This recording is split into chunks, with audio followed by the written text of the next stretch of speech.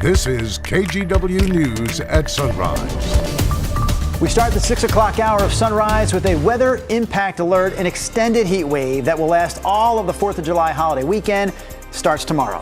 Temps could get over 100 degrees by Friday. We have team coverage on this. Thomas Schultz is tracking how local governments across our area are preparing. But first, let's get to meteorologist Chris McGinnis with the latest forecast. Chris. Yeah, good morning again, guys. Our weather impact alert days start tomorrow as we kind of inch our way into the 90s, but it really cranks up as we head into the weekend. So Friday, Saturday, and Sunday temperatures will exceed 100 degrees. I'm pretty confident about this.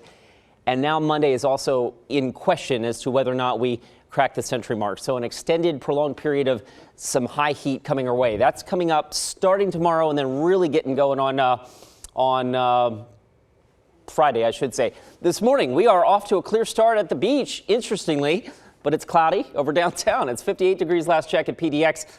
The plan for today, the cloud cover breaks up nicely. We get into the 70s by lunchtime, and full sunshine will push temperatures into the 80s. Guys, the heat turns up a little bit tomorrow, and as we mentioned, really gets going on Friday. More on that coming up in a bit. Chris, thank you for that. And we're going to turn now to Thomas Schultz out live at the Portland waterfront. So, Thomas, heat warnings have been issued by local officials. Again, the big warm-up, as Chris just mentioned, starts tomorrow. Yeah, tomorrow. And I mean, as you guys mentioned and Chris mentioned there, it's going to be uncomfortable for a lot of people. Though for young children, older adults, or people who are living or working outside, that heat could be dangerous. If possible, officials say to stay indoors in air-conditioned spaces. The Oregon Health Authority recommends limiting exposure between 10 in the morning to 6 o'clock at night. They also suggest using portable electric fans to push out that hot air. Now, over the last couple of years, Portland has installed more than 9,000 air conditioning units to help alleviate issues as temperatures continue to climb. And Multnomah County officials say they're talking daily to the National Weather Service this week to determine if cooling centers should open. Other counties like Clackamas already plan to open those cooling centers on the 4th of July. In Clark County and Washington County, residents can escape the heat at libraries, community centers, and some churches as well. Though regardless of where you are, officials say it's important to be aware of the heat throughout this weekend. We got to take it take it seriously and plan, and do so by making sure that you're hydrated. If you're planning on activities, try to plan those in the morning rather than in the afternoon and early evening when we're going to have peak heat. Now, of course, I mean, this peak heat comes at a time where there's going to be a lot of people, especially in downtown Portland, as events are kicking off for that July 4th weekend, like the Waterfront Blues Festival, too. All right, Thomas, quick question for you. What is the plan to keep people safe during some of those weekend events like the big festival happening along the waterfront? Yeah, well, Drew, this is something that organizers have really spent a lot of time thinking about. One, they're, of course, tracking the weather, but they're also putting free refillable water stations around that festival, as well as misting stations, which they say are going to come back by popular demand. Guys? Our Thomas Schultz reporting live for us. Thank you, Thomas. And health officials are reminding people to be aware of heat-related illnesses, including heat exhaustion and heat stroke. Some of the symptoms for both actually include heavy sweating, dizziness, and rapid pulse. When heat stroke sets in, you might also experience confusion or pass out. In either case, you'll want to get cool right away, hydrate, and in serious cases, call 911. To avoid heat-related illnesses, officials say to eat smaller meals more often, postpone outdoor games and activities if you can, and never leave children or pets alone in a car, even if the windows are down. And of course, make sure you are staying hydrated. Our heat wave comes at the start of the 4th of July holiday weekend, with a lot of people traveling not just to other parts of our area, but also around the country. NBC's Dylan Dreyer gives us a quick look at what weather conditions you can expect. The other major threat we have is this heat. It's not just the heat, it's the humidity down south, where the humidity in the air really prevents your body from naturally cooling down. So that's why you can overheat in this part of the country, down through Texas into Louisiana. With that intense tropical moisture, it's going to feel like it's up around 115 degrees in areas like Monroe. Little Rock will feel like 112. Then you go out west, yes, you don't have the humidity, but then the dehydration is a huge risk. So areas like Fresno, even up into Sacramento. This is Wednesday, Thursday, Friday. Now let's go into the weekend and Monday. We're going to keep those temperatures well up into the triple digits.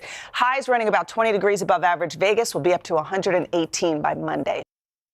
Well, but hey, good news if you're planning to hit the roads for the 4th of July. AAA says Oregon and Washington are 2 of only 10 states nationwide where gas prices have fallen ahead of the 4th of July. In Oregon, regular gas will run you about $4.05 a gallon. Washington is $4.30. The national average is sitting at $3.50 a gallon. We have an update from Deschutes County this morning. Central Oregon fire officials say the Darlene 3 wildfire is now 100% contained. This fire forced hundreds of residents in the Lapine area to evacuate last week when it essentially grew overnight to cover almost 4,000 acres. At this point, all level 3 evacuation orders are downgraded, although there are still 75 homes that are under level 2 beset orders.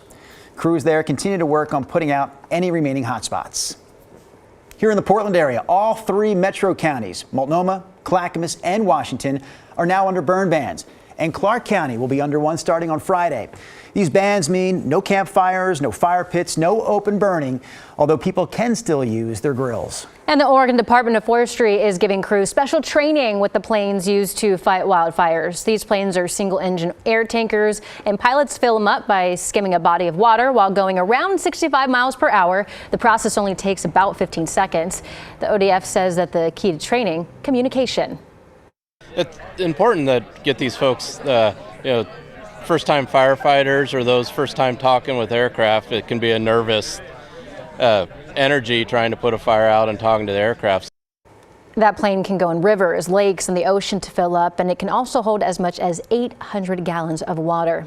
Meanwhile, firefighters in eastern Multnomah County have a little more power to fight wildfires. The Corbett Fire District just got this new water tender truck, and it's in Springdale Station. In addition to 2,000-gallon water tank, it has hoses, axes, ladders, and other firefighting tools on board. A grant from the Oregon State Fire Marshal's office covered the $500,000 price tag for that. The people behind Portland's annual Sneaker Week are hosting a 3-day festival at Pioneer Courthouse Square later this month. It's called the Kickoff Festival, KIC. KIC standing for Knowledge, Innovation, Culture. The festival includes workshops, performances, and other sneaker industry-related activity. The Kickoff Festival kicks off. Thank you. Thank you. My friend's laughing at that creative writing. The Kickoff Festival kicks off later this month on the 26th. It goes through the 28th. More information and tickets can be found at sneakerweekpdx.com. It's a good thing that this has happened later in the month, because if that was happening this weekend, it would be a little hot for that event. Melting the sneakers on the asphalt out there. My goodness. Yeah, we are talking serious heat coming our way the next couple of days. The weather impact alert days kick off tomorrow. The Weather Service has issued an excessive heat warning for a good chunk of our viewing area. From Longview south to Eugene, it includes the Coast Range, but not the coast. The coast will escape the brunt of this heat. The gorge, though, portions of the Columbia Basin under that excessive heat warning as well. It starts noon tomorrow on the 4th of July, but the weather really gets cooking as we head into Friday and Saturday. This is the upper level weather pattern on Friday, and that big red bullseye that you see over the Pacific Northwest is high pressure aloft in the atmosphere, several thousand feet over our heads. That sinking, subsiding air, it adds to compression, doesn't allow any cloud formation, and we're just going to sit and sizzle. And you'll notice that thing just kind of sits there. This is on Saturday. Let it roll into Sunday. It's just kind of parked right here, flexing out of the four corners and into southern Oregon over the next couple of days. We knocked that ridge down a little bit next week, and that's when I expect to see a little relief. But we've got a long stretch, maybe 4 days potentially, of triple-digit heat, and that starts on Friday. 65 then sounds lovely at the beach, doesn't it? That's the forecast in that story today. Morning clouds, afternoon sunshine. The gorge will be breezy again. The Dow's getting up to near 90 with that west wind ratcheting up to about 35 for you. It already is this morning. Central Oregon looks lovely with sunshine and highs in the upper 80s. And the eastern part of the state, low 80s with sunshine today. A mostly sunny and warm day for you. You too will be getting quite hot over the next several days. Futurecast has the Willamette Valley generally in the low 80s today. Today, easily the coolest day of the next 7 days. Our weather impact alert day kicks in tomorrow afternoon. 94s, it's hot, right? But then we get really hot Friday, Saturday, Sunday, Monday. 99 on Monday, by the way. That's up from yesterday. So the point is that this is an extended period of excessive heat in our forecast.